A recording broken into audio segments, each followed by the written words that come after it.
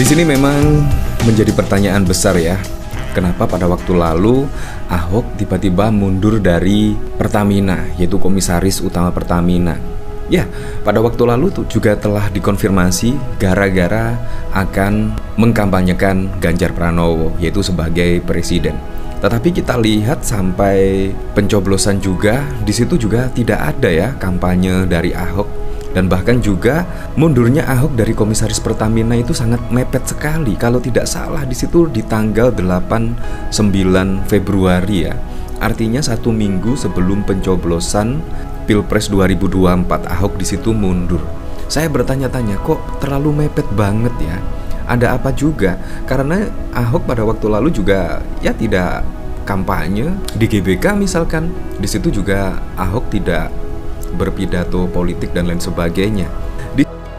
Ya teman-teman, setelah nantinya pemilu ini telah selesai dan KPU menetapkan pemenang pemilu tahun 2024 ini, maka akan dilakukan pemilihan kepala daerah. Dan salah satu hal yang menarik di pemilihan daerah, terkhususnya di DKI Jakarta, yaitu nama-nama elektabilitas yang akan bertarung di Pilkada DKI Jakarta nantinya di tahun 2024 ini. Nah, ada nama yang kontroversial yang sering kita dengar, yaitu namanya Ahok atau Basuki Cahayapurnama. Elektabilitas Ahok tinggi di Pilkada DKI ini sangat memberikan satu kepastian bahwa Ahok adalah sosok pemimpin yang bekerja untuk rakyat, karena walaupun dia telah dipidana dan oleh karena pekerjaannya bagus dan oleh karena kinerjanya bagus, maka tentu dia selalu diperhitungkan di DKI Jakarta.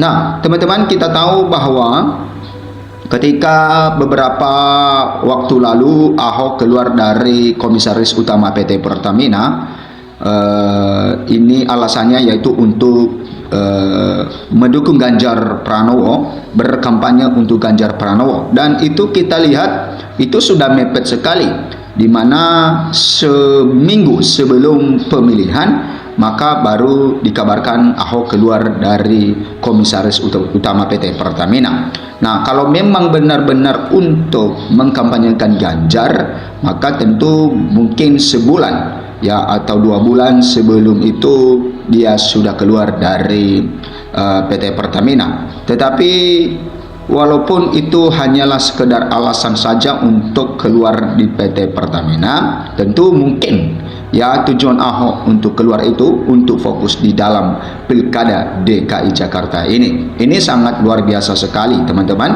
Nah, kita lihat bagaimana juga kinerja Ahok ketika dia menjabat sebagai Gubernur DKI Jakarta pada saat itu, di mana mereka berdua, Pak Jokowi bersama-sama berjuang untuk memenangkan Pilkada di tahun 2012 kemarin. Dan oleh karena Pak Jokowi naik mencalonkan diri sebagai Presiden Republik Indonesia, maka tentu ya Pak Jokowi keluar sebagai Gubernur DKI Jakarta dan naik menjadi presiden. Maka yang menggantikan posisinya itu adalah Ahok atau Basuki Cahayapurnama. Dan Ahok memerintah di DKI Jakarta selama kurang lebih 3 tahun dan banyak terobosan-terobosan yang dilakukan Ahok.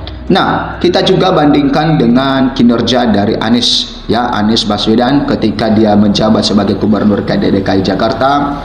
Ya, ketika pada saat itu dia mengalahkan Ahok atau Basuki Cahayapurnama, dan kita tahu bahwa bagaimana cerita di tahun 2017 kemarin, di mana Ahok tersandra kasus dugaan penistaan agama, dan oleh karena itu di putaran kedua dia dikalahkan oleh Anies Baswedan.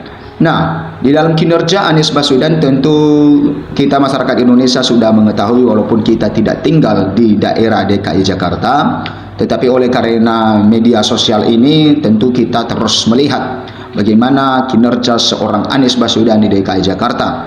Apakah sebanding dengan pekerjaan Ahok atau Basuki Cahayapurnama? Nah, kita lihat dulu elektabilitas dari Ahok ini ya, bisa tinggi di DKI Jakarta dan mudah-mudahan Ahok bisa maju lagi. Elektabilitas Ahok tinggi di Pilkada DKI, ini respon PDIP. Nah, ini respon seorang PDIP ya, yang merupakan ya partai dari Ahok yang bernaungi Ahok ini. Mantan Gubernur DKI Jakarta Basuki Cahayapurnama alias Ahok memiliki elektabilitas tinggi sebagai calon Gubernur DKI Jakarta 2024. Elektabilitas Ahok mencapai angka 12,6%, lebih unggul dari Anies Baswedan. Menanggapi hal itu PDIP belum ingin membahas masalah Pilgub DKI Jakarta 2024 karena ingin memprioritaskan Pilpres 2024. Nah, di sini dikatakan bahwa elektabilitas Ahok 12,6%, ya lebih unggul dari Anies Baswedan. Ya, Anies Baswedan saja yang baru selesai sebagai pemimpin di DKI Jakarta, ya Ahok lebih unggul ya, karena orang-orang Jakarta, DKI Jakarta mengetahui dan bisa membedakan kinerja seseorang ya, baik itu Ahok dan juga Anies Baswedan. Dan apa yang dikatakan oleh PDI Perjuangan ini, mereka masih belum fokus akan hal itu ya, mereka fokus di dalam membahas masalah memprioritaskan Pilpres 2024 ini. Nah, ya PDIP tentu akan punya skala prioritas ya saat ini.